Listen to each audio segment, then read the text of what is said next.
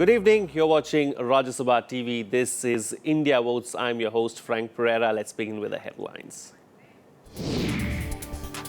Campaign ends for the 8th phase of Lok Sabha polls. Hectic rallies across 7 states to garner maximum votes. Modi campaigns in Rahul's Amethi.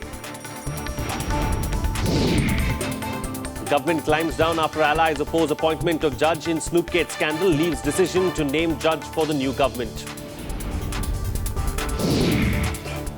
Amit Shah rakes up yet another controversy with his remarks at a rally in Azamgarh. Samajwadi Party Congress demands strict action from Election Commission. And in a big setback for Congress's Ashok Chavan, Supreme Court dismisses his petition in paid news case, says Election Commission can inquire into the allegations.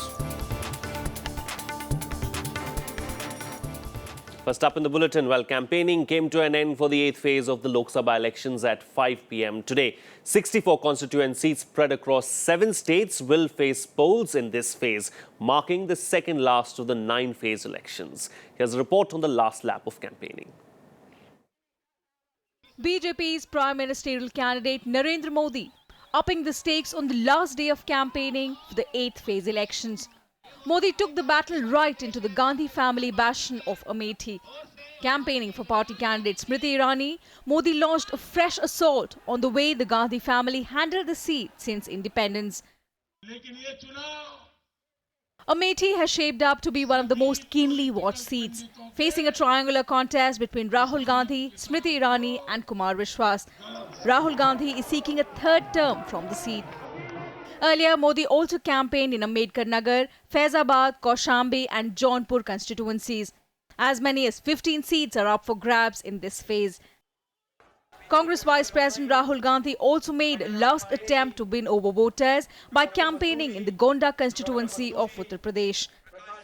His mother, Sonia Gandhi, garnered support in the Muzaffarpur district of Bihar that also goes to elections in this phase. Varanasi, the political hotbed in these elections, also witnessed hectic campaigning through the day. Aam Aadmi Party chief Arvind Kejriwal held a massive roadshow in the interiors of the holy city, seeking support. Bureau Report, Rajya Sabha TV. Moving on now, the Seemandhra region of Andhra Pradesh will be simultaneously voting for its 25 Lok Sabha seats and assembly seats on Wednesday. This will be yet another crucial phase of ruling Congress in Andhra Pradesh. Now, since the bifurcation of state, the party has lost many of its leaders to rival parties. Its Chief Minister Kiran Kumar Reddy also quit the Congress to form a new party. In 2009 polls, the Congress rode on former Chief Minister YSR Reddy's influence to win 19 out of the 25 seats. The TDP had won 4. The remaining 2 seats were won by Jagan Reddy's YSR Congress party in by-elections later. Well, our correspondent Rajkamal Rao joins us for more on the phone line right now. Rajkamal, of course, it's going to be extremely important tomorrow, and these particular polls are going to see both assembly seats as well as 25 Lok Sabha seats that will go to polls on Wednesday. Extremely crucial as far as some of the parties there are concerned and some of the stakeholders there are concerned.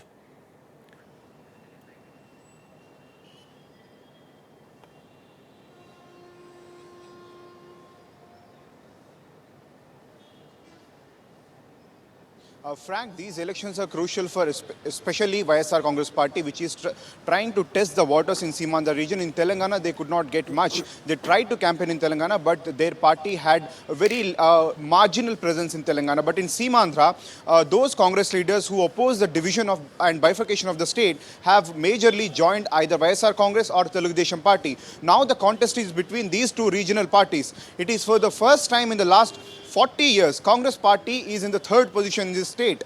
And the contest between YSR Congress and Telugu Desam has become a personality contest because of Chandrababu Naidu and his competition with YS Jagan Mohan Reddy. These manifestos do not talk about any common man issue. It is completely and extremely dependent on the money power of politicians. If you can recollect the past 3-4 days campaign, every politician of major like YSR Congress and Telugu Desam Party, they have spent huge money in their campaigns. Even corporates are in the fray. So money power and the caste equations between Reddys and Balijas are going to play crucial role when on May 7th, this region goes to polls, Frank. Right, all right. Rajkumar Rao, thank you so much for joining us there with that update and bringing us up to date with that bit of information. Moving on now, Uttar Pradesh will have the second highest number of seats at stake in the 8th phase of polling. The state will see polling in 15 Lok Sabha seats on Wednesday. Apart from the key contest of Amethi, some of the candidates who will be in the fray in this phase are Congress's Beni Prasad Verma and cricketer and politician Mohammad Kaif. In 2009, the polls Congress led in these 15 seats with 7 in its kitty. Ruling Samajwadi Party had won 3, while Mayawati's BSP had won 5 seats. But all eyes will be on Amethi, where Congress Vice President Rahul Gandhi will be in the fray on Wednesday. The contest in Amethi this year promises to be a three-cornered affair, quite unlike the previous elections. The BJP has fielded Smriti Irani from the seat to counter Rahul Gandhi. Aam Aadmi Party has also fielded Kumar Vishwas to complete the most high-profile contest of this phase. In 2009, Rahul Gandhi won the election by defeating BSP candidate Ashish Shukla by close to 4 lakh votes. However, he may not have a similar success with the entry of 2 prominent challengers in Smriti Irani and Kumar Vishwas. Well, our correspondent Vishal Daya joins us for more at the moment. Of course, Vishal, extremely crucial contest on the cards there on Wednesday, one of the most high-profile contests as far as the 8th phase of polling is concerned. Well, yes, you're right. It is going to be a very interesting contest as far as the parliamentary constituency of Amethi is concerned in the second last phase of polling, which is going to happen on 7th. Now, it has been a very intense election campaign on the seat of Amethi. If you look at it from beginning, from the Congress side, we saw Sonia Gandhi, the Congress president, and the present MP Rahul Gandhi's mother campaigning for her son in almost 10 years now. She addressed a rally in the Amethi parliamentary constituency. Then we saw Aam Aadmi Party candidate and BJP's candidate Smriti Irani, both of them putting in their best efforts in that particular constituency. From Aam Aadmi Party, we saw Arvind Kejriwal also addressing a few rallies, making a few rounds of the constituency. And the final show today before the campaigning came to an end was done by BJP's Prime Minister candidate Narendra Modi in favor of his party's candidate Smriti Irani. So obviously all the parties, all the candidates have put in their best efforts in the Lok Sabha seat of Amethi. And what remains to be seen is as to which way the voters will swing as far as this seat is concerned. But then in the entire eastern UP belt, which is going to go to polls on 7th, all those seats, they have their own importance, right, such as Fulpur seat in the Allahabad district, several other seats. But then the significance of the parliamentary seat of Amethi is really high, especially given the fact that it is none other than Congress Vice President Rahul Gandhi seeking a 3rd term from there. And okay, Vishal, more eyes will also be on the fact that whether if at all he also manages to get that 3rd term, what will be the difference of the vote margin between the winner and the loser. Okay, Vishal, thank you so much for joining us there with that update and bringing us up to date with the situation there, of course, in Amethi. Now, West Bengal will vote for 6 Lok Sabha seats in the 8th phase of elections on Wednesday. This phase will be a tough test for Mamata Banerjee and ruling Trinamool Congress. All the 6 seats in the central part of the state have been the stronghold for the left front for decades now. In 2009, all the 6 seats in Jhargram, Medinapur and Purulia, as well as Bankura and Bishnupur, were won by the left front. Out of these 6, CPM won 4, CPI 1, and All India Forward Bloc managed to win 1 seat.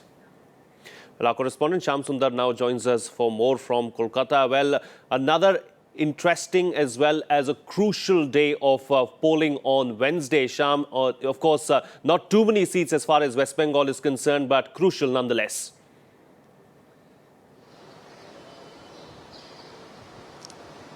Definitely, it's a crucial phase, especially for left front. Even in 2009, when there was a wave of change in West Bengal, most of the seats were retained by left parties. And but in these elections, especially in few constituencies, there are multi-corner fights. Like in Asansol, BJP's Babul Supriyo. He's considered as a very strong candidate, and BJP's PM nominee, Mr. Narendra Modi, campaigned for for him on Sunday. And experts are saying that BJP is giving a very, very tough contest to left front and Trinamool candidates there. And if you talk about Jhargram, it was once upon a time it was considered a Maoist infested area. It is basically the Stool tribe population is there. So this time Trinamool Congress is trying to snatch some seats from left front, and there also we can see a very close contest between Trinamool Congress and left front candidates. All right, Shyam Sundar, we'll have to leave it at that. Thanks so much for joining us there with all those details and bringing us up to date with that bit of information. We'll slip into a very short break now, but we'll be right back. To stay tuned. Welcome back. You're watching Rajya Sabha television.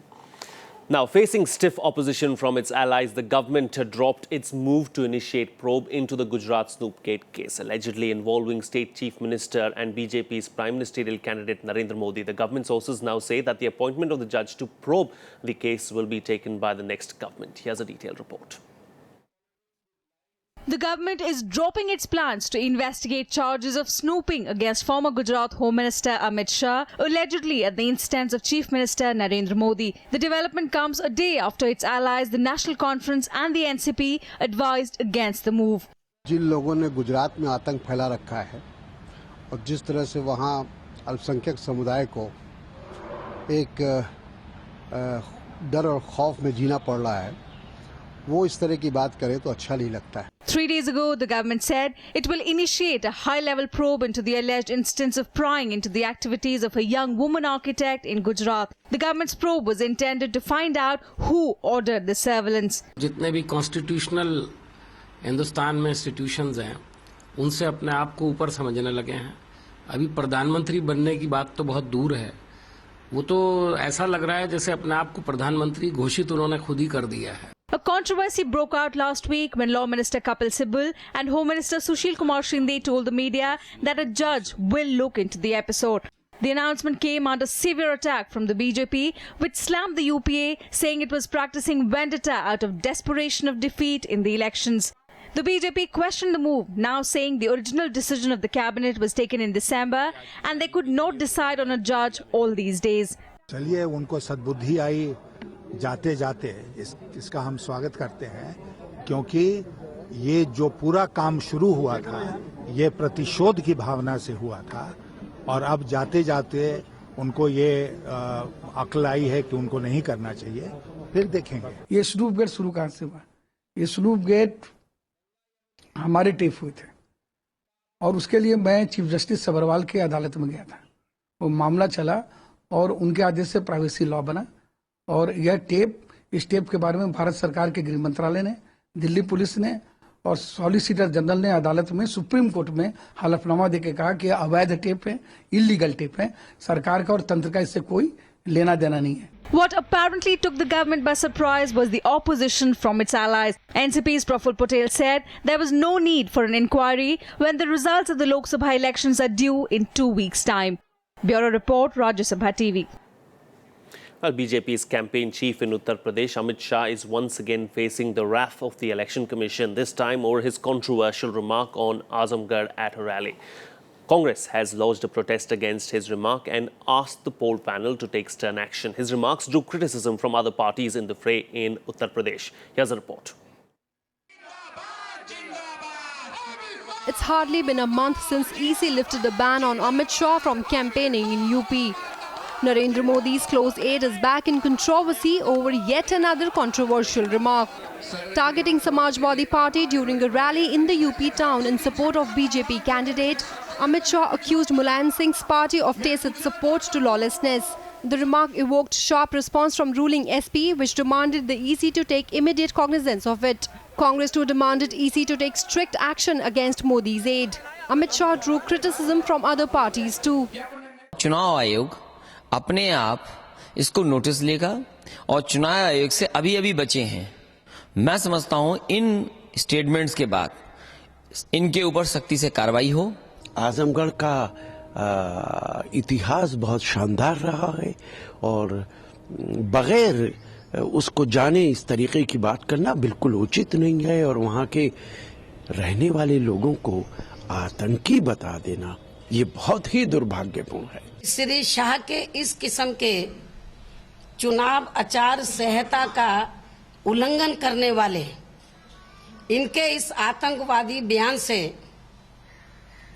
खासकर आजमगढ़ व पूर्वांचल के क्षेत्र में कानून व्यवस्था भी बिगड़ सकती है। इस तरह की बात कहना उनके बारे में मैं समझता हूं कि एक गैर जिम्मेदाराना बयान है और इस तरह के बयान पर इलेक्शन कमीशन को जरूर एक्शन लेना चाहिए। Not only political parties, some of the Muslim clerics have also condemned Amit Shah's statement. Amit Shah जो है वो पूरे देश को आतंकवाद की फैक्ट्री बनाना चाहते हैं, पूरे देश को आतंकवाद में लगाना चाहते हैं और वो चूंकि इस मिशन में नाकाम हो रहे हैं इस वजह से वो बौखलाए हुए हैं। However, BJP tried to defend Amit Shah. It has also found unlikely support from RLD's Amar Singh, who was earlier a member of Samajwadi Party. अगर देश की सुरक्षा, देश की आंतरिक सुरक्षा, देश की राष्ट्रीय सुरक्षा को कहीं से भी खतरा है तो निश्चित तौर से उस बारे में चर्चा होगी और उसको जो है वो सांप्रदायिक कहना, उसको जो है वो किसी धर्म और जाति से जोड़ना कतई ठीक नहीं है। हम अमित शाह को अकेले क्यों दोष दें? अगर हमारे बड़े भाई आजम खान कारगिल की लड़ाई में सिर्फ मुसलमानों का हाथ और सहयोग बताएं, अगर हमारे दोस्त अबू आसिम आजमी ये बयान दें कि जो समाजवादी पार्टी को जो मुसलमान वोट न दे उसका डीएनए टेस्ट होना चाहिए, तो इस तरह के असंयमित बयान सिर्फ एक ओर से नहीं आ रहे हैं, हर ओर से आ रहे हैं। Amit Shah recently had to apologize to the Election Commission after his rallies were banned in UP over alleged hate remarks he made in riot-scared Muzaffarnagar. While lifting the ban, the poll panel had warned of action in case Amit Shah repeated such offence. The new controversy will once again put him in a spot. Bureau Report, Rajya Sabha TV. Well, the BJP's Narendra Modi too is facing the wrath of the Election Commission over his rally in Faizabad in Uttar Pradesh. The poll panel has sought a report from the district administration over the backdrop of Modi's dais and his speech at the rally. Modi evoked Ram Mandir sentiments at his rally in Faizabad, which neighbours Ayodhya. Congress has accused Modi of trying to polarize voters. Modi had earlier been under the Election Commission radar for flashing his party symbol while taking a selfie after voting in Gujarat in the last phase. The Election Commission directed Gujarat administration to file 2 FIRs against Modi for alleged violation of Model Code of Conduct. 84 से इनका ये agenda रहा है। जब जब इनको लगता है कि इनको चुनाव में फायदा लेना है तो वही एजेंडा इनका रहता है। अब वापस वही बात पे आ गए हैं, सांप्रदायिक भाषण दो, राम मंदिर दिखाओ, अब शब्दों का इस्तेमाल करो, बांग्लादेशी का इस्तेमाल करो, हिंदुस्तान से निकालने का इस्तेमाल करो, ताकि जो उत्तर प्रदेश में है वहां समाज में तनाव आए और इनको राजनीतिक फायदा हो। Well, in a major setback to the Congress leader and former Maharashtra Chief Minister Ashok Chavan, the Supreme Court today dismissed his plea on paid news. The apex court ruled that the Election Commission has the authority to decide whether a candidate can be disqualified for misrepresenting how much money was spent in his or her campaign. Chavan had earlier challenged a Delhi High Court order in the case. Here's more. In a verdict that may have serious implications on curbing paid news, the country's top court today announced the landmark judgment. The Supreme Court has directed the Election Commission to complete its probe against Congress leader Ashok Chavan in paid news case. The top court also said that Election Commission has the power to disqualify any poll candidate for wrong declaration of poll expenses. Paid news क्योंकि एक expense होता है, उसकी declaration अगर नहीं होती तो उसके ना करने के कारण इलेक्शन कमीशन को डिस्क्वालिफिकेशन का पावर है आफ्टर इन्वेस्टिगेशन। इलेक्शन कमीशन इस मामले में जांच पड़ताल कर रही थी जब अशोक चौहान इस मैटर को लेकर सुप्रीम कोर्ट आए थे और उसको सुनने के बाद इसको खारिज कर दिया सुप्रीम कोर्ट ने। The case relates to his poll expense during the assembly polls in Maharashtra in 2009. The publication of advertisements in various newspapers during the Maharashtra assembly polls campaign is what Chavan is now worried about. In the grab of news, the advertisement lauded him and his achievements as a state chief minister. If Chavan is proved guilty, his candidature could be disqualified. ये भी कहा है कि within 45 days Election Commission of India should inquire the matter and give its verdict. The case was filed by BJP leaders Mukhtar Abbas Naqvi, Madhavrao Kinhalkar, Kirit Somaiya and 4 others. Kinhalkar was an independent candidate who contested against Chavan during the 2009 election. Bureau Report, Rajya Sabha TV. And with that, it's a wrap on this edition of India Votes. Thank you so much for watching. Have a good evening.